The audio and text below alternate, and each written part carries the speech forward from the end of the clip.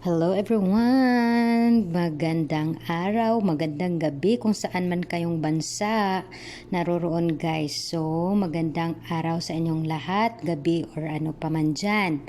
Guys, so ito ang panibagong araw natin. So, para sa akin guys, hindi pwedeng matatapos yung araw natin na hindi tayo nakapag-ehersisyo. So ayan.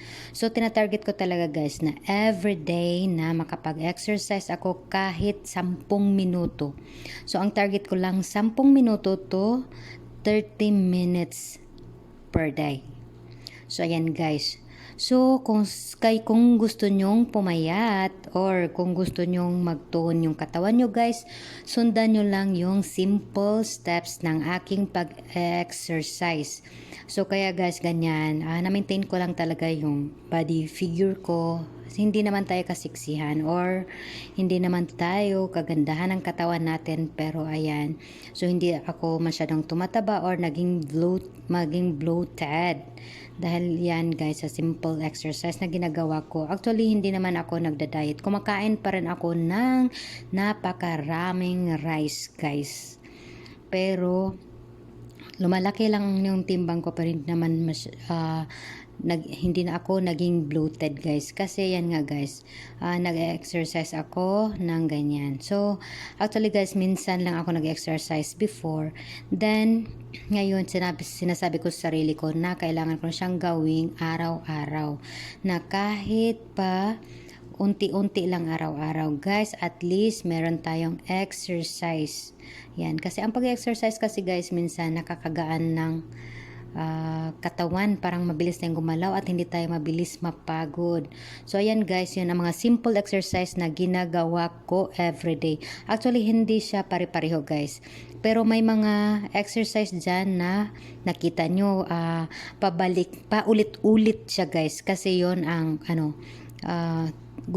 ang pinakagusto ko guys, kasi parang tinatarget yung legs, yung chan at saka yung arm natin. So ang target ko kasing ipatone yung legs natin, yung chan at saka yung arm, kasi guys ako mataba talaga yung arm ko. Di ko alam kung anong nangyari dyan, basta fatty yung arm natin guys. O diba?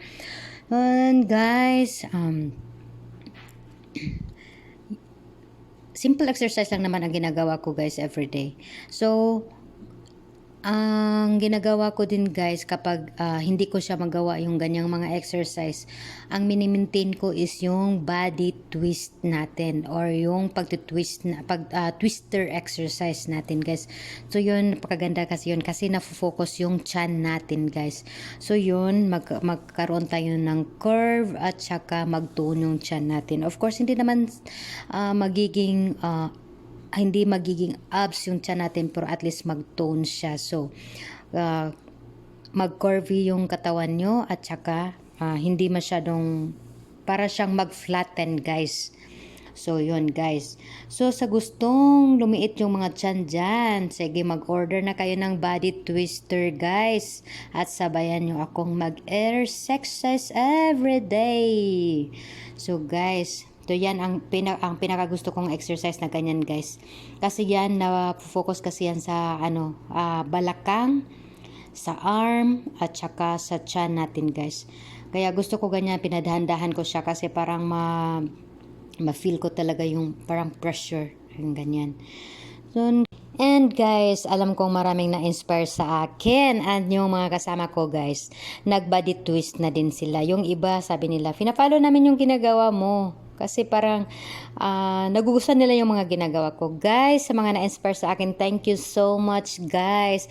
And sana lahat ng tao ma-inspire sa akin. At mag-start na din kayo ng mag-exercise. Yung pag-exercise guys, hindi yun pampapayat talaga. Kasi yung pagpapayat guys is self-discipline natin yun. Yung pag-exercise parang hindi tayo sakitin at hindi tayo tataba masyado. So yan, parang ma-maintain lang natin yung mga body figure kung may figure tayo. So ayan guys. So guys, thank you sa panunood. God bless you everyone.